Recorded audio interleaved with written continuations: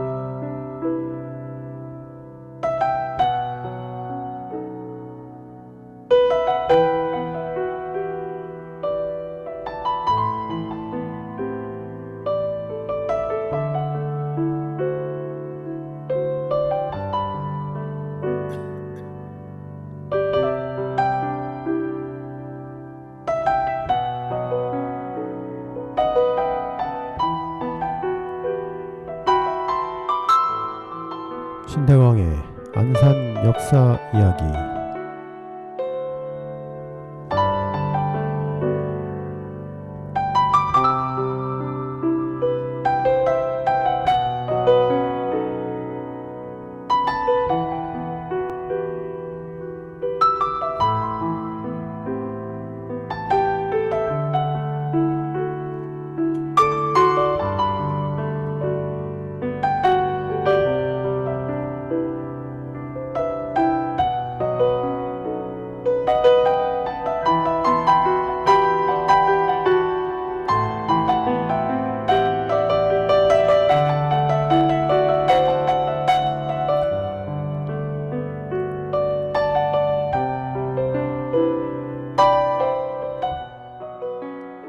안녕하십니까, 신대광입니다. 오늘은 그 한국과 중앙아시아의 교류사를 중심으로 이야기를 나눠보도록 하겠습니다. 지난 시간에는 우리가 한 러시아 관계사를 살펴봤었죠. 그러니까 한국과 러시아와의 관계가 또 우리 고려인과의 역사에 있어서 굉장히 중요한 의미를 가지고 있기 때문에 우리가 지난 시간에는 이제 한러 관계사를 살펴봤다면, 또 이제 이번 시간에는 한 중앙아시아 교류사를 좀 살펴보려고 합니다. 이유는 뭐 간단하죠. 현재 그 중앙아시아에 살고 있는 우리 많은 고려인들이 한국으로 많이 들어오고 계시는데, 이 중앙아시아라고 하는 곳이 어느 날 갑자기 우리 한인들이 살게 된 건 아니고요. 또 이 중앙아시아와 우리 한국과의 아주 오랜 그 역사적인 인연이 있기 때문에 좀 그 말씀을 드리려고 합니다. 이 한 중앙아시아 교류사는 뭐 인적인 교류까지 포함해서 살펴봐야 될 필요가 있습니다. 그러니까 오늘날 고려인들이 중앙아시아에서 뭐 갑자기 왜 중앙아시아에서 오느냐 이제 이렇게 말씀하시는 분도 많이 계시겠지요. 그걸 알려면 우리 고려인의 역사를 알아야 되고, 고려인들이 1937년에 이쪽 중앙아시아로 강제 이주되기 전 아주 오래전에 이쪽 중앙아시아하고 우리나라의 교류가 있었다는 거예요. 아주 오랜 역사 이야기인데요. 그 이야기를 통해서 이쪽 지역이 갑자기 뜬금없이 우리와 관련된 역사를 가진 것이 아니라 아주 오래전부터 이쪽 지역과의 교류가 있었다는 것을 좀 먼저 말씀을 드리려고 합니다. 이제 그거는 이 중앙아시아 지역이 과거에 그 우리가 흔히 알고 있는 실크로드의 중심지였기 때문에 그렇습니다. 과거 우리의 역사를 살펴보면 그 뭐 기록상으로 또는 문화유산 상으로 본다면 대개 삼국시대부터 교류가 있게 되는데요. 물론 그 이전부터도 뭐 있었겠죠. 뭐 지금 자료가 없어서 더 확인을 못 하겠지만, 우리 이제 보통 이쪽 지역을 이제 서역이라고 이제 역사에서는 지칭을 합니다.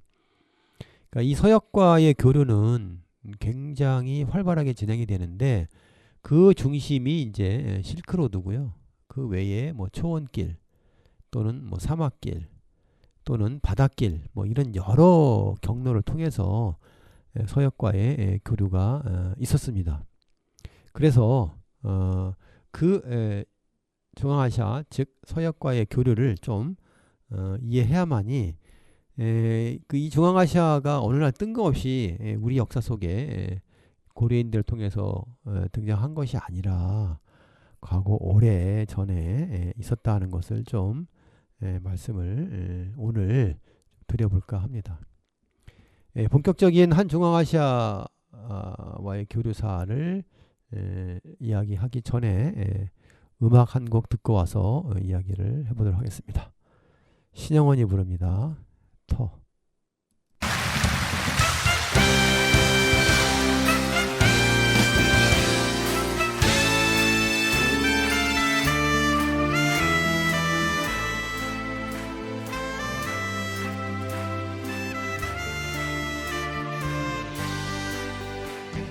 저 산맥은 말도 없이 5,000년을 살았네.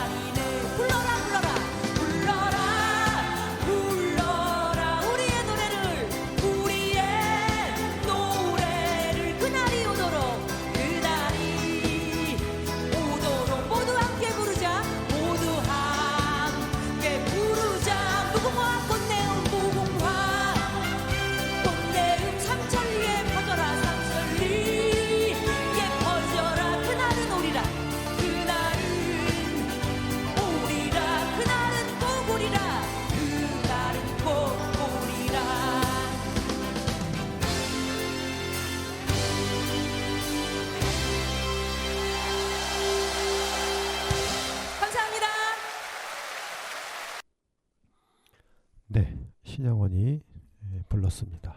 터였습니다. 한 중앙아시아 교류사를 지금 말씀드리고 있습니다.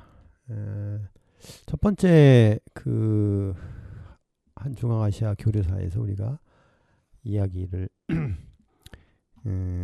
풀어가야 할 게 이제 그 실크로드인데요. 이거와 관련해서 좀 제가 소개를 좀 할 게 하나 있어서 먼저 말씀을 드리겠습니다. 우리나라에서 가장 큰 박물관, 세계적인 박물관이라고 할 수 있죠. 국립중앙박물관이 있습니다. 그 국립중앙박물관에 가면 이제 그 상설 전시실이 있는데 3층에 가면 여러 실이 있습니다. 뭐 메소포타미아실, 중앙아시아실, 인도 동남아시아실, 중국실, 일본실, 고대 그리스 로마실 이렇게 6곳의 그 상설 세계문화관이라고 하는 상설 전시장이 있는데 그곳에 중앙아시아실이 있습니다. 그러니까 이제 과거 우리나라와의 어떤 교류사를 좀 볼 수 있는 아주 중요한 곳이죠. 그 전시실이 그 앞에 가면 제일 먼저 만나는 게 그 우즈베키스탄의 사마르칸트에 있는 그 아프라시아 궁전 벽화를 만날 수 있거든요. 그래서 도대체 이제 이곳이 어떤 곳이냐 하는 것들을 좀 우리가 먼저 이해를 할 필요가 있습니다.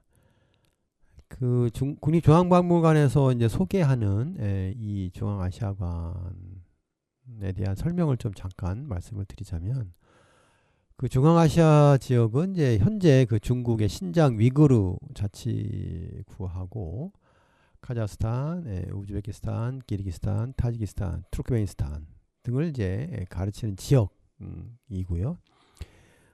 이 지역을 우리가 이제 보통 역사에서는 이제 서역이라고 이렇게 부른다고 말씀을 드렸습니다. 그래서 현재 국립중앙박물관 중앙아시아의 소장품은 대부분 현재 그 신장 위구르 자치구에서 발견된 것들.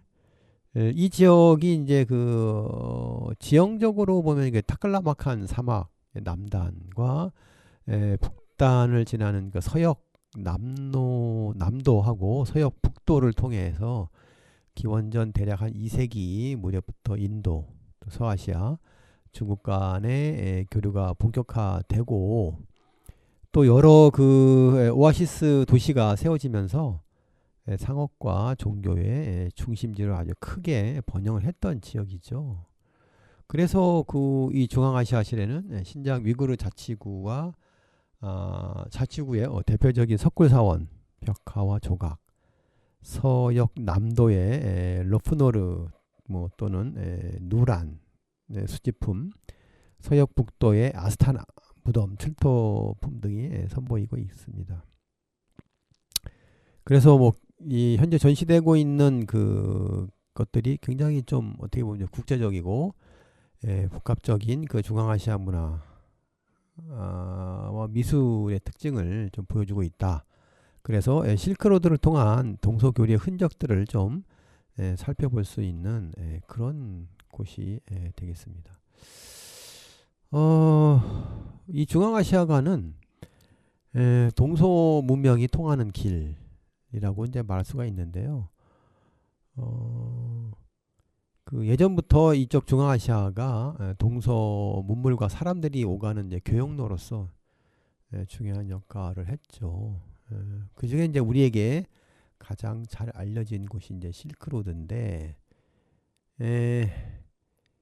그 여기 이제 중앙아시아실 처음에 딱 들어가자마자 아까 말씀드렸던 것처럼 그 우즈베키스탄의 사마르칸트라고 하는 굉장히 역사적인 도시예요. 뭐 우리로 말하면 뭐 경주쯤 되는 그런 곳에 이제 그 아프라시압이라고 하는 궁전이 있는데, 그 궁전에 벽화가 있습니다.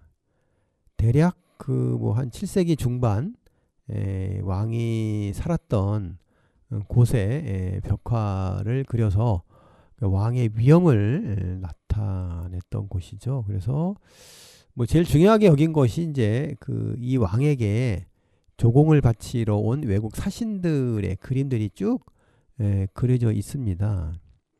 이 그림을 통해서 보면은 정말 다양한 사람들의 그림이 있는데 그만큼 이제 실크로드를 통해서 교육을 했던 많은 그 주변 지역의 나라들이 이곳에 와서 조공을 바치면서 예를 표했다라고 하는 것을 우리가 알 수가 있는데, 그 중에 특히 이제 우리에게 흥미를 끄는 부분이 있어요. 왜냐하면 이제 우리 선조의 모습이 그려져 있기 때문입니다. 여기에 이제 여러 사신들의 그림 중에 그 두 명이 이제 세트로 나오는 그 인물이 있는데, 이 두 분이 아주 중요한 인물입니다. 왜냐하면 이 두 명의 인물이 그 쓴 모자가 있는데요. 그 모자에 깃털이 달려 있는 이제 조우관이라고 하는 모자를 하고 있어요.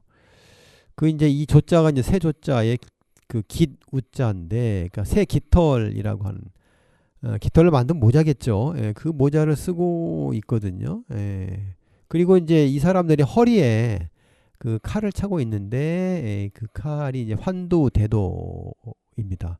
그러니까 환두대도는 그 칼 끝 부분에 동그란 그 고리 모양의 칼이에요. 근데 이제 이 것들이 이제 뭐냐면 삼국시대 고구려 사람이라고 추정을 하는 거죠. 왜냐하면 가장 그 고구려 사람의 특징을 보여주는 것이 바로 이거거든요.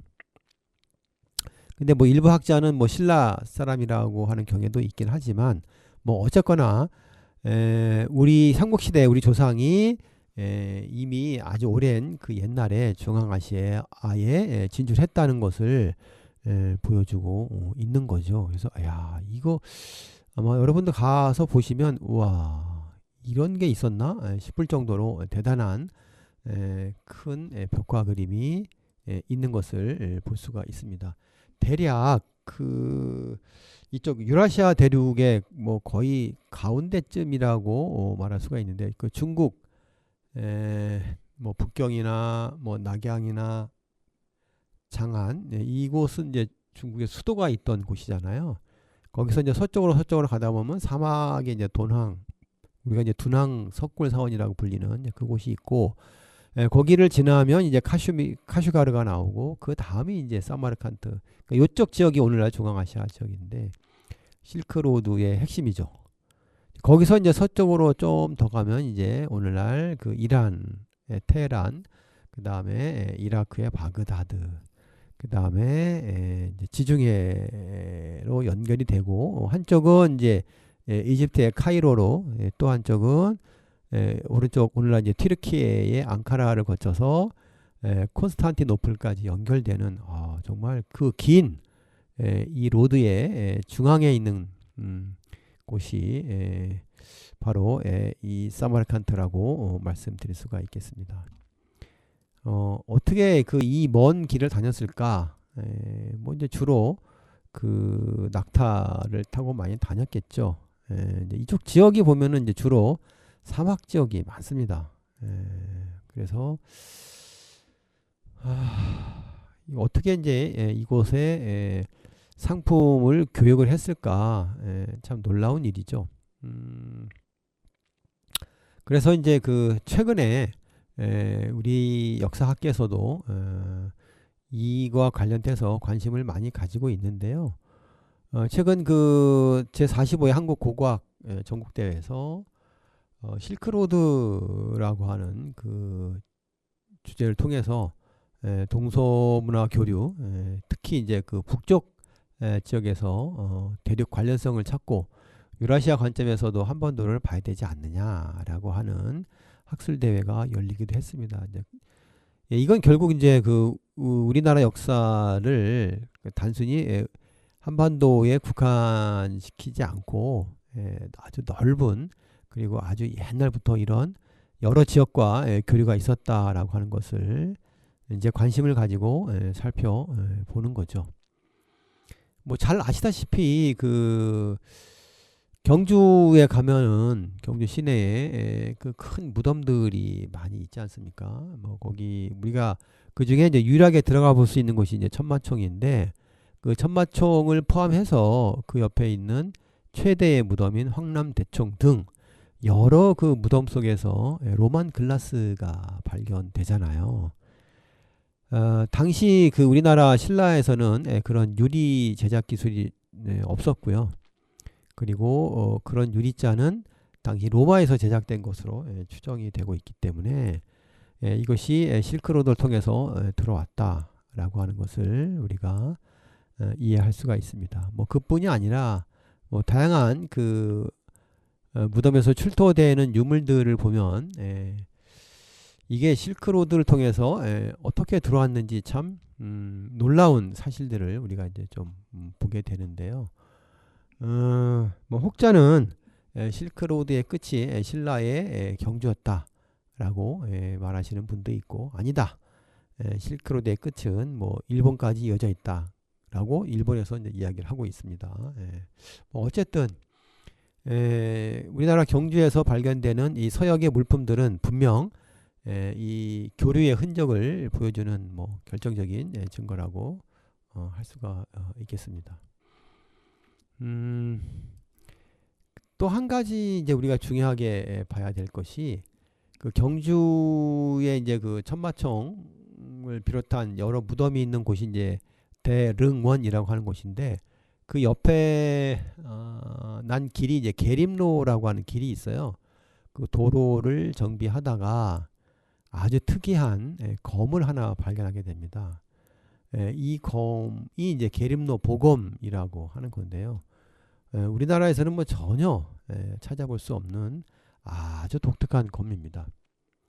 그래서 나중에 이제 이런 검이 도대체 어디서 왔을까라고 좀 그 영역을 확대해서 살펴봤더니 이게 저쪽 그 서역인 거죠. 오늘날의 이제 튀르키예, 그리고 심지어는 동부 유럽까지 이런 그 독특한 칼의 원형들을 좀 볼 수가 있습니다. 그 말은 이게 이제 멀리 저 서역에서부터 이렇게 실크로드를 통해서 또는 뭐 바닷길을 통해서라도 올 수가 있었겠죠. 이런 교류를 통해서 국내에 들어왔다는 것을 좀 보여주는 그런 사례가 되겠습니다. 네, 뭐 어쨌거나 이 그 서역과의 교류를 통해서 중앙아시아와의 어떤 실크로드와의 그런 관계들을 좀 볼 수가 있는데, 뭐 최근에 이제 그 우리나라의 그 전 대통령이었던 문재인 대통령이 이곳을 방문하여 이 아프라시아 궁전에 가서 관람을 한 그런 일이 있습니다. 이제 그만큼 우리나라도 이쪽 중앙아시아에 관심을 가지고, 또 중앙아시아에 살고 있는 우리 고려인들, 그리고 한 중앙아시아와의 어떤 경제적인 어떤 그런 교류를 위해서 관심을 가지고 있다라고 하는 것을 좀 우리가 확인할 수가 있습니다. 자, 그러면 이제 이런 그 문화유산 말고 인물들의 어떤 교류를 좀 같이 이야기를 해보도록 하겠습니다. 노래 한 곡 듣고 와서 계속 이야기를 나누도록 하겠습니다. 양희은이 부릅니다. 아침 이슬.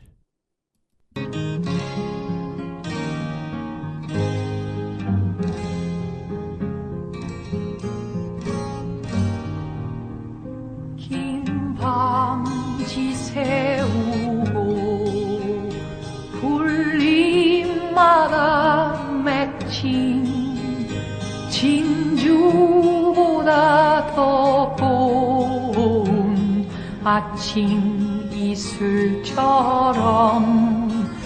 내 맘의 서름이 아라리 맺힐 때 아침 동산에 올라 작은 미소를 배운다. 태양은 묘지 위에 붉게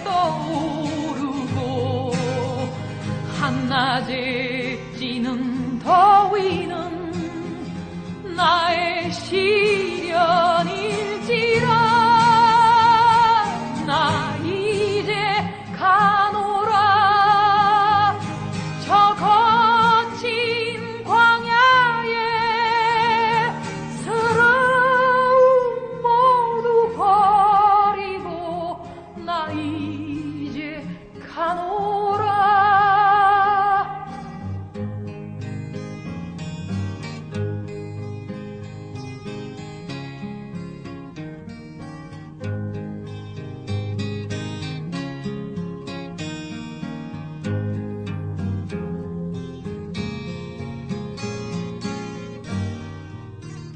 내 맘에 서름이 아라리 맺힐 때 아침 동산에 올라 작은 미소를 배운다 태양은 묘지 위에 붉게 떠오르고 한낮에 찌는 더위는 나의 시련일지라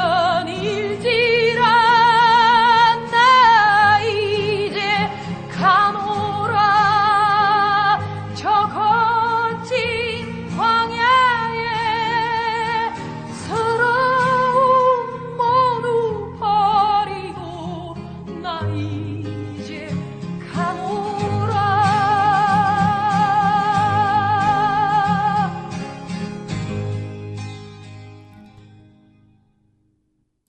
네, 양현이 불렀습니다. 아침 이슬. 한중앙아시아 교류사를 말씀드리고 있습니다. 한중앙아시아 교류사에 있어서 또 우리가 놓치지 말아야 될 부분이 인적 교류라고 말씀을 드릴 수가 있겠습니다.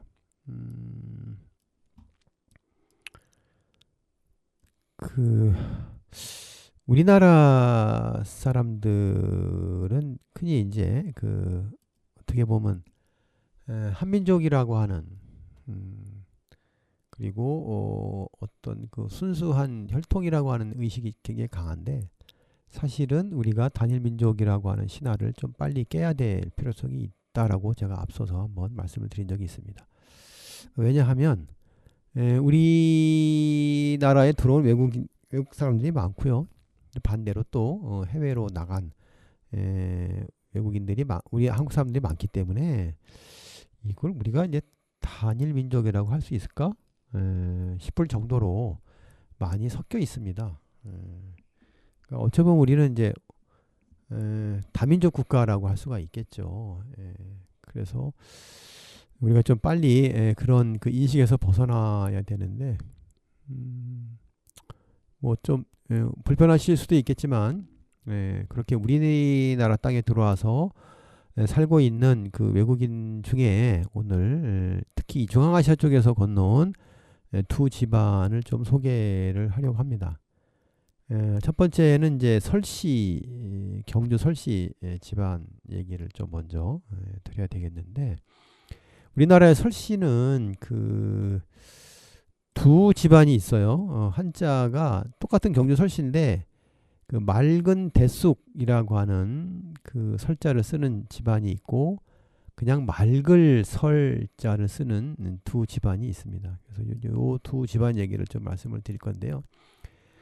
먼저 맑은 대쑥 설자를 쓰는 이 집안은 기원이 신라 건국 설화에 등장하는 고야촌 촌장 호진이라고 하는 분과 연결이 되어 있습니다. 그러니까 이제 신라가 건국할 때 육촌의 대표들이 모여서 나라를 만들거든요. 당시 신라 유리 이사금 때, 그러니까 기원 후 32년이 되는 이사금 9년에 6개 촌이 6개 부로 이름을 바꾸고 이때 이제 성을 설씨로 성을 받고 경주를 본관으로 하는 경주 설씨가 등장하게 됩니다.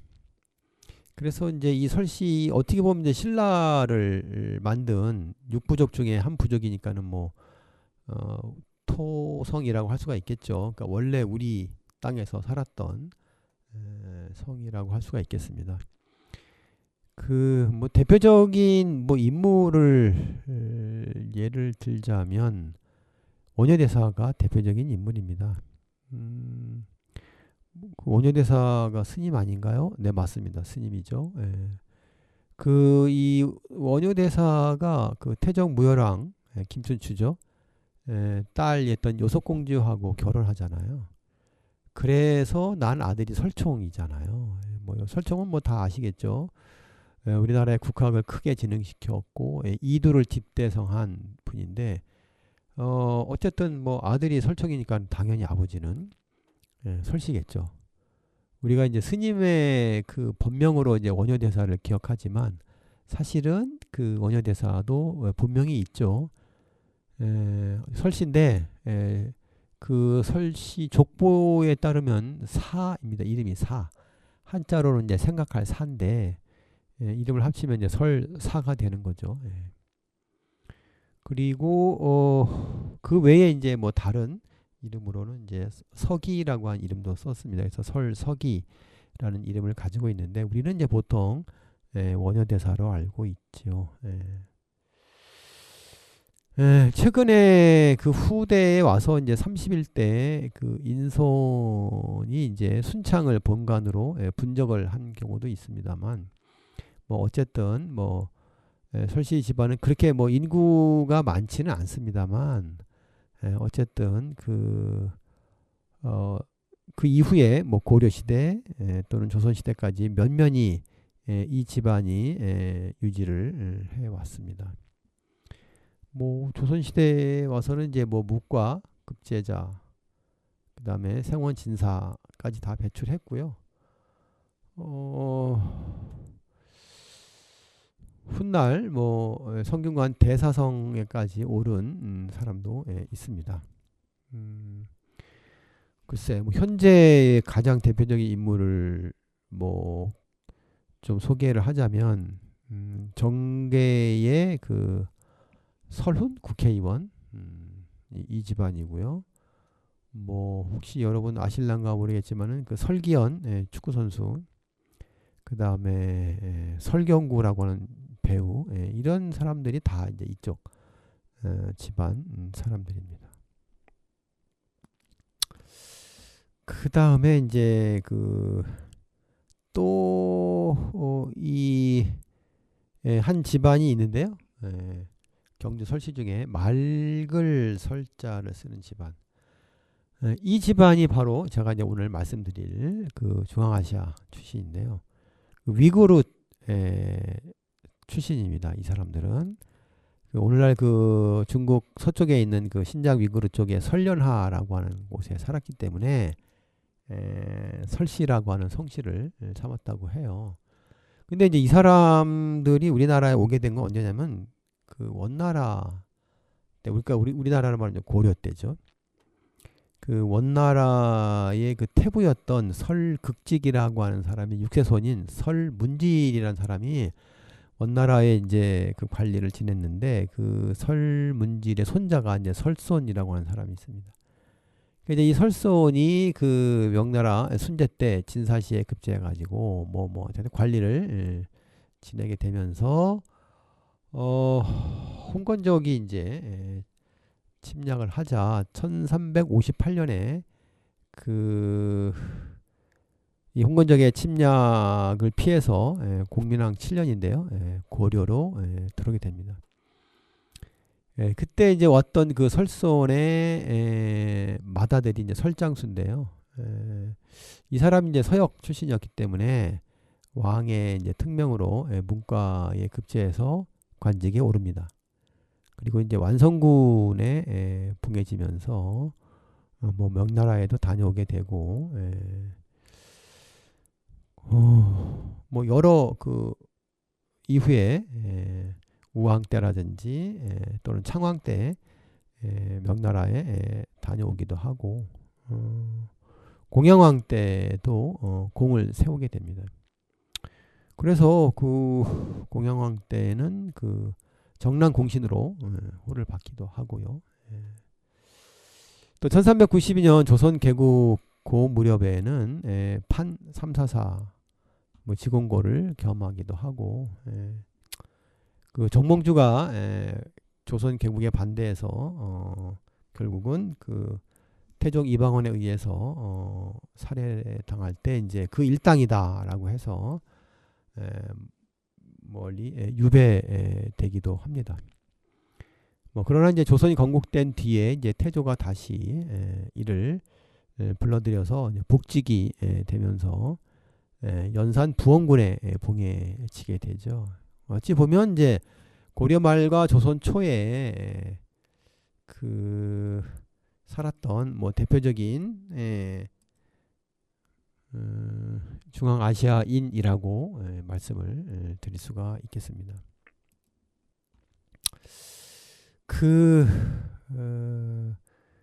이후에 이제 이 사람들이 조선을 거치면서 쭉 지금까지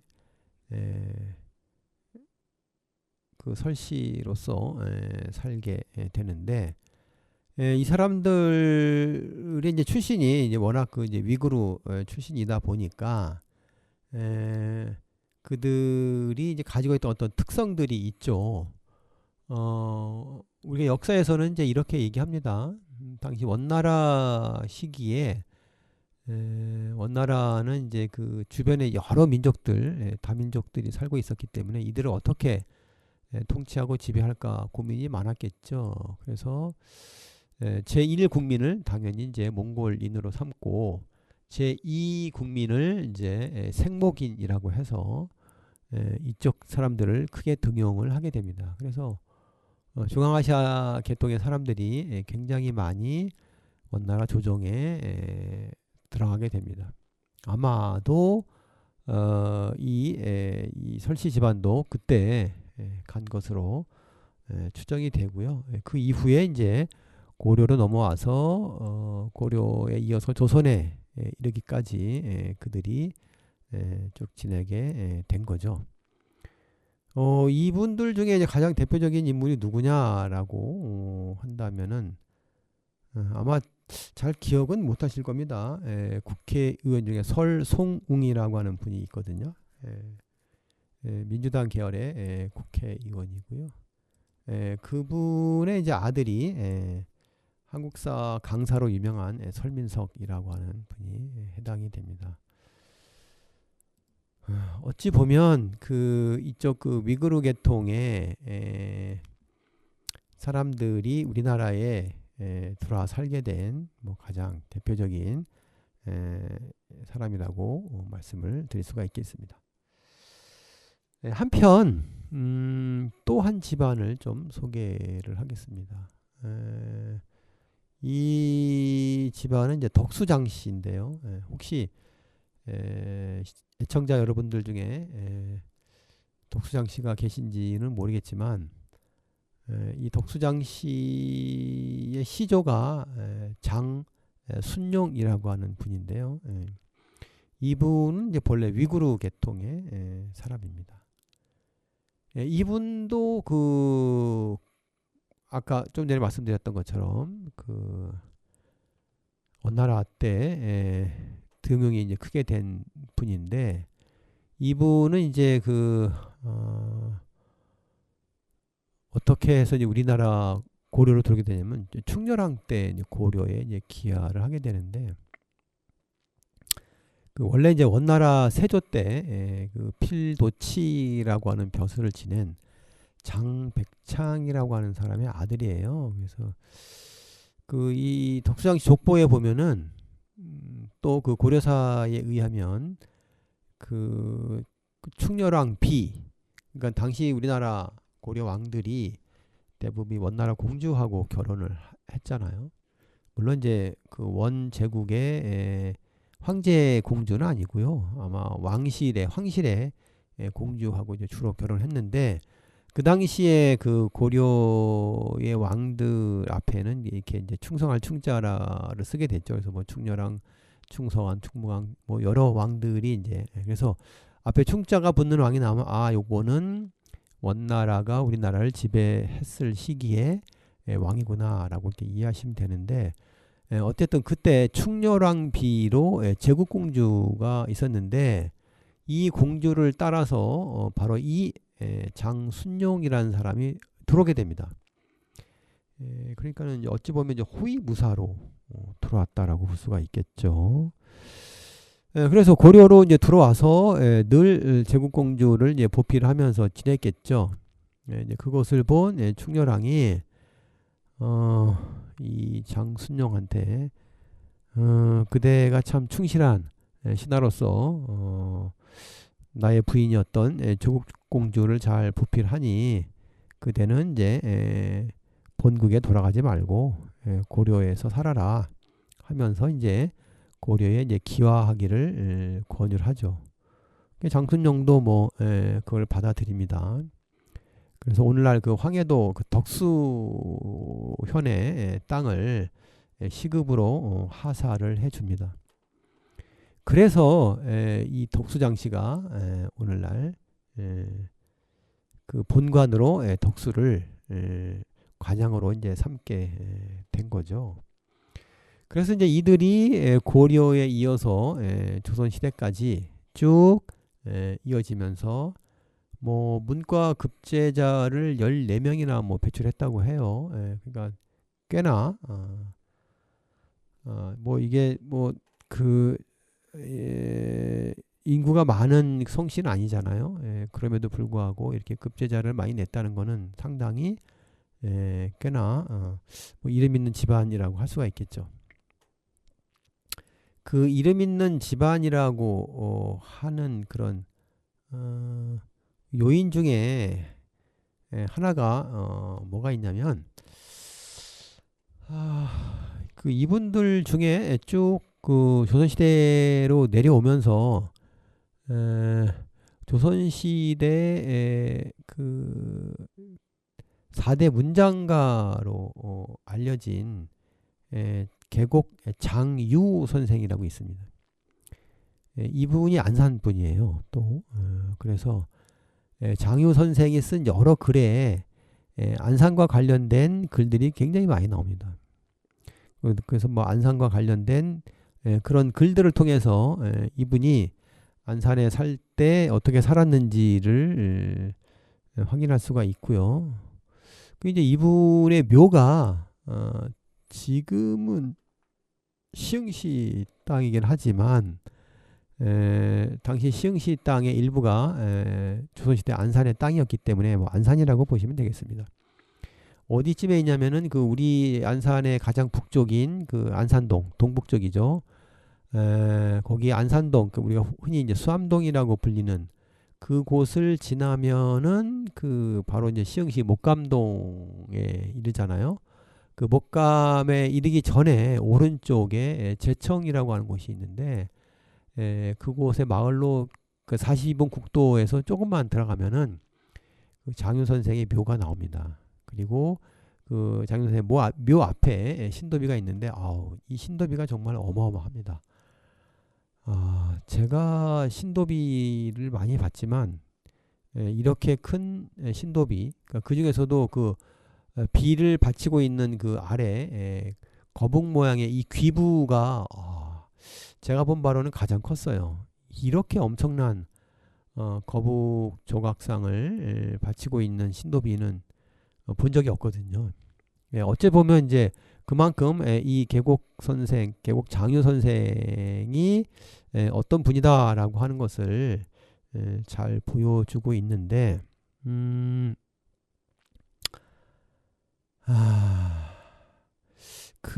이 장유 선생의 따님이 계시는데, 그 이분의 따님이 그 왕비로 들어가요. 그 누구냐면 효정비였던 인선왕후거든요. 그러니까는 그 어찌 보면 그 덕수장씨가 순수한 우리 혈통은 아니잖아요. 오늘날로 말하면 중앙아시아 계통의 사람인데 그분의 후손 중에 조선의 4대 문장가가 나오고 또 그분의 따님이 효종의 비로 들어갔다는 얘기는 뭐 조선 왕실도 어찌 보면은 혼혈 피가 섞인 사례라고 할 수가 있겠죠. 참 놀랍죠. 어쨌거나 이제 그와 관련된 인물이 바로 우리 안산에 살았던 장유 선생이라고 하는 것이 또 우리한테 주는 시사점이 좀 있지 않나 이런 생각이 듭니다. 그러니까 우리 안산도 어찌 보면 뭐 오늘날 우리가 뭐 다문화 도시다라고 하지만은 사실은 뭐 이렇게 계곡 장유 선생을 통해서도 이미 여러 민족이 섞여 있다라고 하는 것을 좀 우리가 확인을 할 수가 있습니다. 그 덕수장씨들이 오늘날 우리 한국 사회에 상당히 이제 분포해 있는데 특히 이제 이 덕수장씨들이 많이 사는 곳이 저쪽 그 행주산성 쪽에 많이 살아요. 그래서 이분들이 행주 종친회가 있는데 지금도 계속해 뭐 꾸준히 시제를 지내고 있습니다. 특히 이분들이 이제 임진왜란 때 뭐 잘 아시는 그 권율 장군이 이끄는 조선군이 일본군을 그 행주산성에서 무찌르게 되잖아요.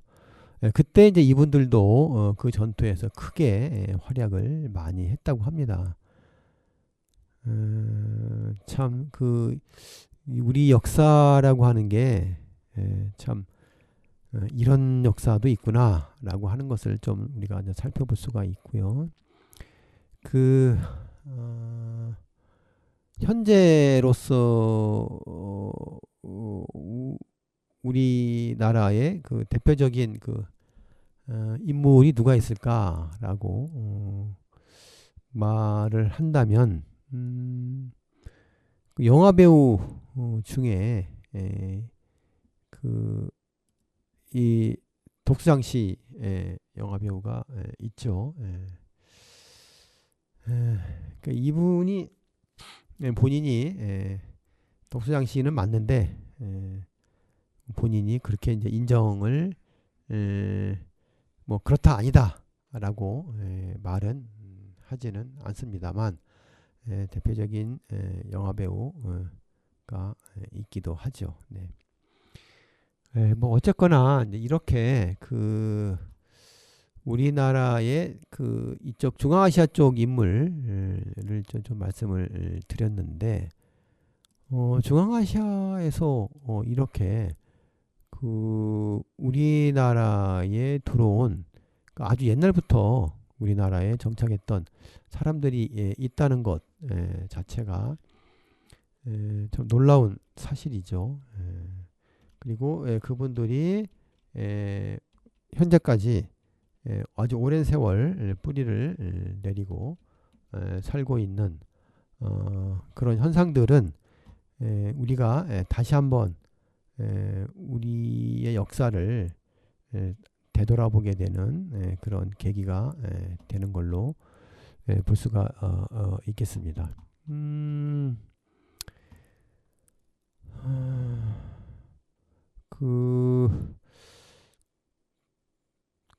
덕수장씨 중에 대표적인 영화 배우가 누가 있을까? 뭐 이분이 장동건이라고 하는 분인데 이분이 과거에 우리 안산에 살았다고 하죠. 그래서 우리 안산에서도 이 장동건을 기억하시는 분들이 꽤 있습니다. 어쨌든 그분이 이제 바로 덕수장씨라고 하는 것을 말씀을 드리고요. 이제 중앙아시아와의 교류 이야기를 하면서 문화유산과 그 다음에 인물을 좀 살펴봤습니다. 최근에 와서 이제 우리나라하고 이제 중앙아시아하고의 교류를 좀 살펴보면 이제 본격적으로 이제 교류를 하게 된 거는 뭐 아무래도 소련의 이제 붕괴 이후에 중앙아시아 국가들이 이제 독립을 하면서부터겠죠. 그래서 우리가 오늘날 흔히 말하는 이제 CIS 15개 국가들이 이제 각각 독립을 하면서 특히 이제 이쪽 지역에 있는 가장 대표적인 국가 우즈베키스탄, 카자흐스탄, 키르기스탄, 타지키스탄, 우크라이나 등 여러 나라와 이제 교류를 본격적으로 하게 됐습니다. 특히 이제 이쪽 나라들이 독립을 하면서 가장 먼저 들어갔던 그룹은 뭐 역시 종교인들, 선교를 목적으로 했던 기독교인들이 많이 들어갔고요. 그 다음에 이제 경제 교류를 하기 위해서 많은 기업의 경제인들이 또 많이 들어가 있습니다. 그런데 이제 더 중요한 것은 바로 그곳에 살고 있었던 우리 고려인들이죠. 1937년에 중앙아시아로 강제 이주된 이후에 이곳에 정착해 살았던 우리 고려인들이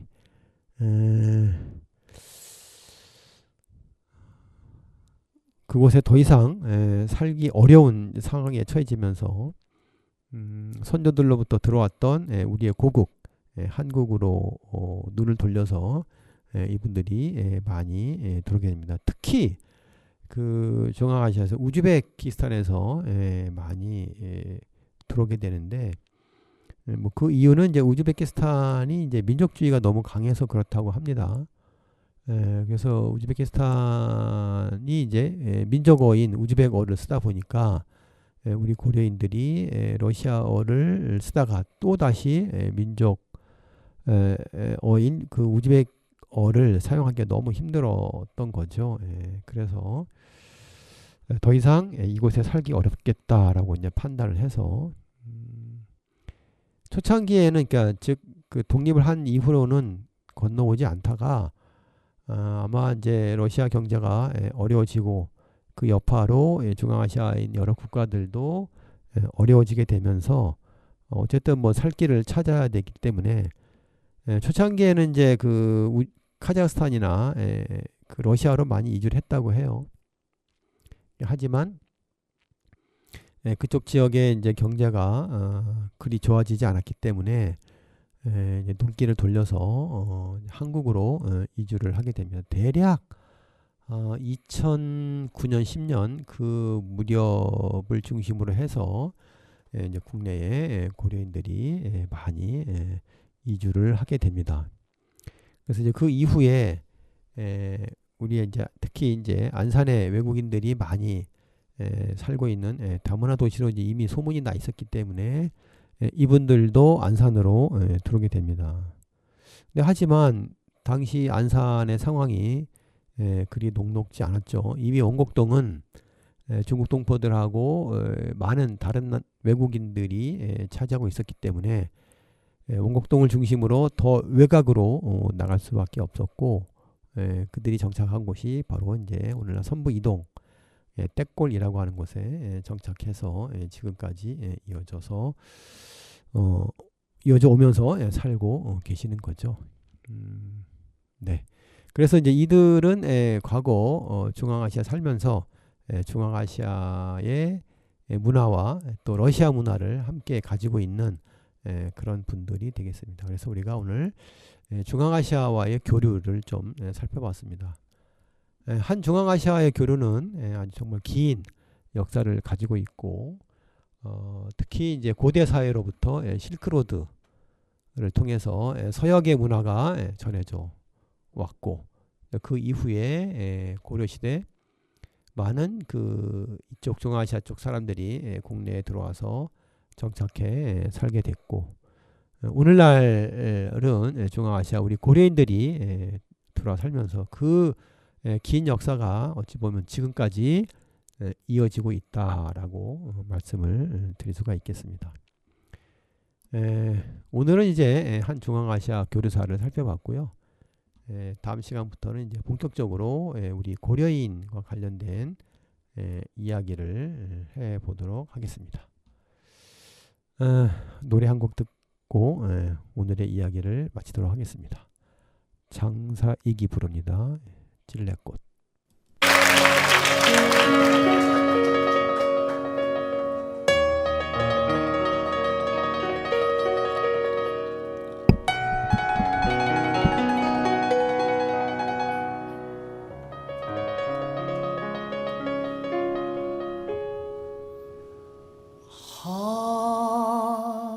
하얀 꽃 찔레꽃 순박한 꽃 찔레꽃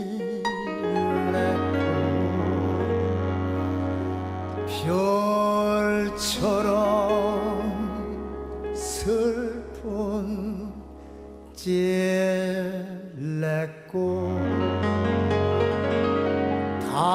달처럼 서러운 찔레꽃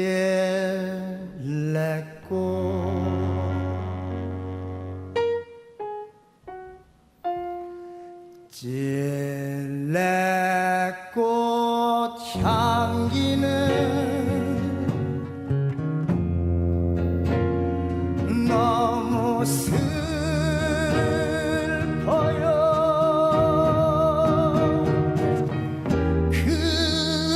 그래서 울었지.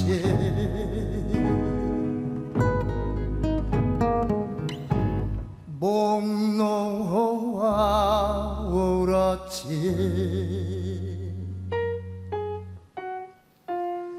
찔레꽃 향기는 너무 슬퍼요.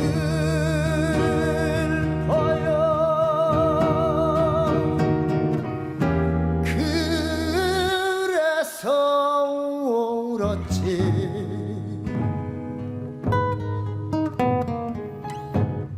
밤새워 울었지.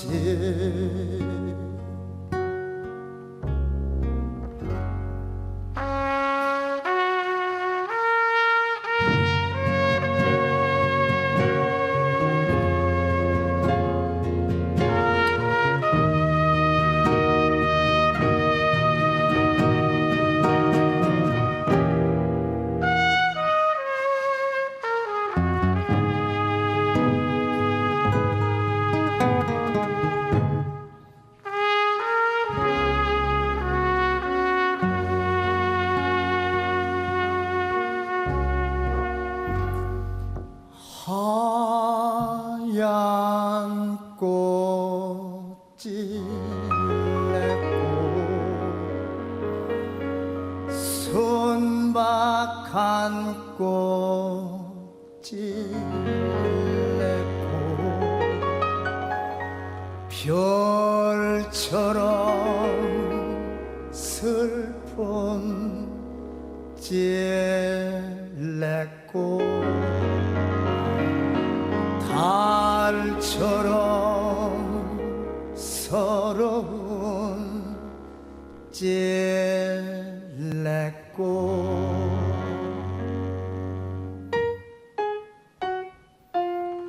찔레꽃 향기는 너무 슬퍼요.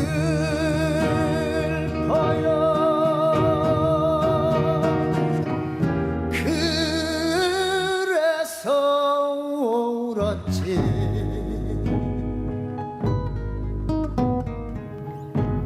목 놓아 울었지.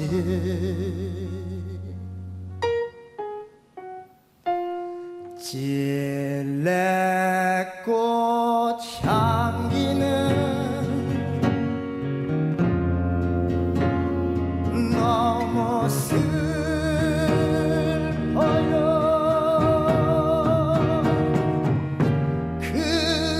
그래서 울었지.